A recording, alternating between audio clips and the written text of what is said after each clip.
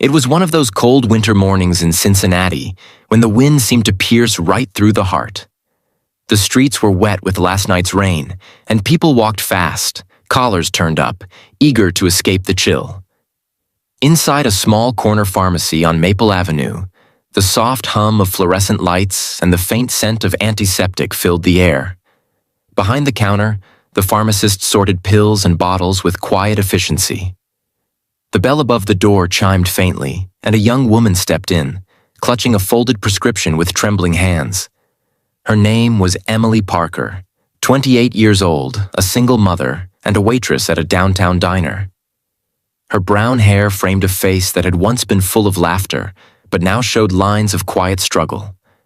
Her clothes were clean but worn, and her shoes had long lost their shine. In her purse, she had a few crumpled dollar bills, her entire savings after paying rent and utilities.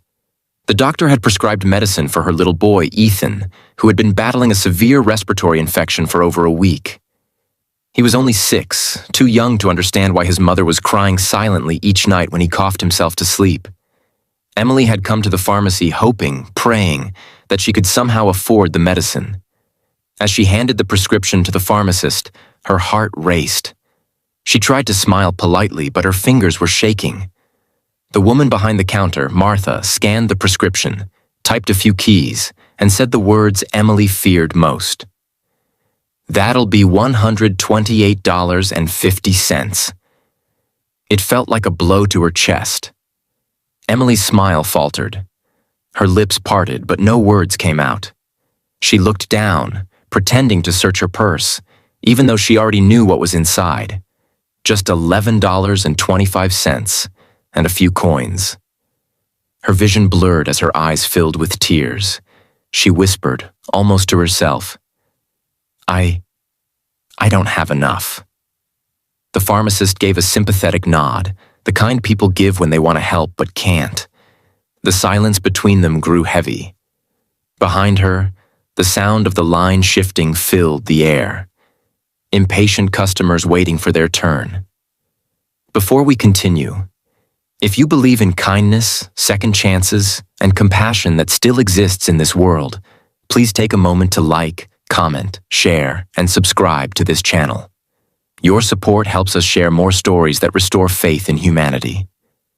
Emily's chest tightened as she clutched the prescription box that Martha had placed on the counter. For a moment, she considered putting it back. She could wait. Maybe Ethan would get better on his own. But she knew deep inside that wasn't true. He was getting worse, coughing until his lips turned pale.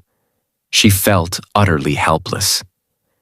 She thought about calling her boss, maybe asking for an advance again, but she had already done that last week. Her parents were gone, her friends were struggling just like her, and she couldn't bear the thought of borrowing again. Then came the voice. A calm, steady, warm voice that cut through her spiraling thoughts. "Put it on my bill," the man behind her said. Emily froze. She slowly turned around. Behind her stood a tall man, probably in his early 40s.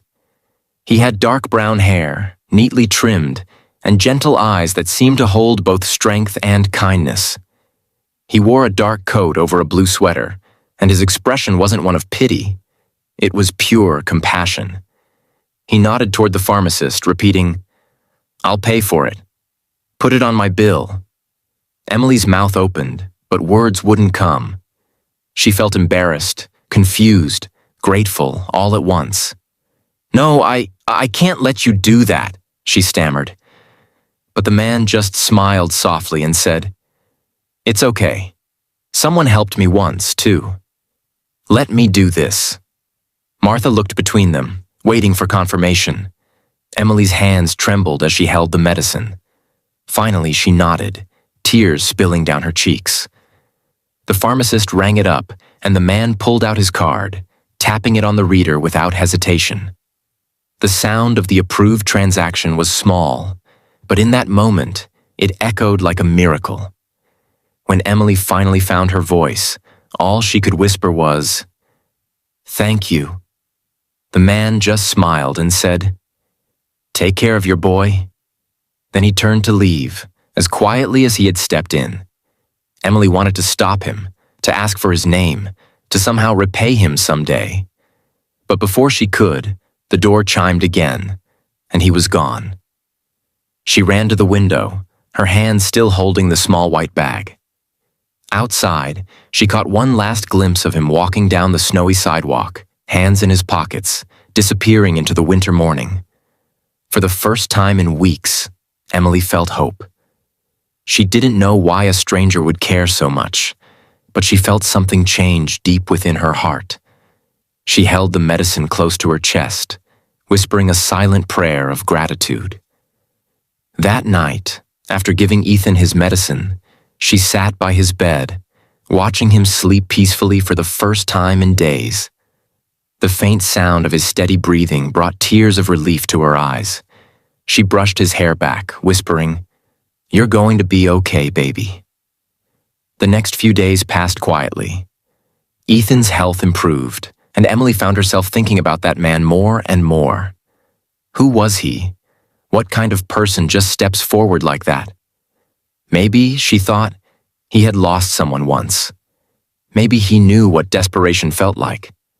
One afternoon, as she finished her shift at the diner, she saw a familiar face at one of the corner tables. It was him. He was sitting with a cup of coffee, reading something on his phone. Emily froze. Her first instinct was to turn around and walk away. She didn't want him to think she had come to thank him out of obligation. But then she remembered the kindness in his eyes, and she took a deep breath.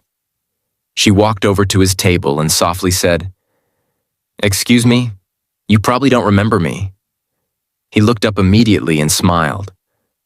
"Of course I do." "The pharmacy, right?" She nodded, her eyes glistening. "I wanted to thank you again. My son's better now because of you." He set his phone down and gestured for her to sit. "I'm glad he's okay," he said. "Sometimes, a little help goes a long way." Emily sat across from him, feeling both nervous and calm at the same time. "You didn't even know me," she said quietly. "Why did you help me?" He thought for a moment, then said, "Because once, I was in your place. My wife was sick. I couldn't afford her treatment back then. A stranger helped me pay for her medicine. She didn't survive, but that moment changed my life. Since then, I promised myself, I'll help whenever I can." Emily's eyes filled again, but this time it wasn't from sadness. It was the kind of emotion that makes your chest ache because it's too full of gratitude. "You're a good man," she said. He smiled faintly and looked out the window. "Just trying to be," he replied. "Name's Daniel, by the way." From that day forward, Emily often saw Daniel at the diner. Sometimes he'd drop by for lunch, sometimes just for coffee. They talked about simple things, books, music, her son, his work at a local construction firm. There was no grand romance, no dramatic confessions, just two kind souls finding peace in each other's company. One snowy afternoon, Ethan came to the diner after school. Daniel was there, sitting at his usual spot. Emily introduced them, and Daniel smiled warmly, ruffling the boy's hair. "So you're the superhero I heard about," Daniel said jokingly. Ethan grinned shyly. "Mom says you saved me." Daniel laughed softly. "No, buddy. Your mom saved you. I just helped a little." That simple friendship grew naturally. Daniel often brought Ethan small gifts, a toy car, a book, or sometimes just candy from the corner store. He never made Emily feel indebted, never treated her with pity. Instead, he treated her with respect, as if she was someone who mattered. And to Emily, that meant more than anything. Months passed. The world kept spinning. But one spring evening, as the sunset painted the sky in shades of orange and pink, Emily realized something. Her heart wasn't heavy anymore.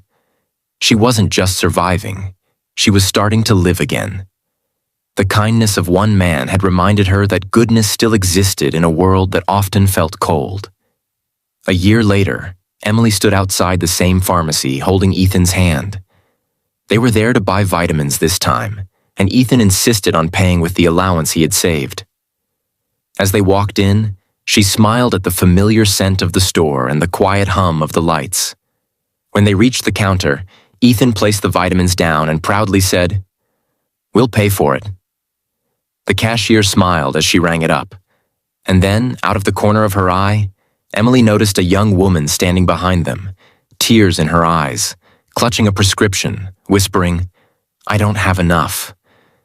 Emily froze. For a brief second, she saw her own reflection in that woman, the same fear, the same helplessness.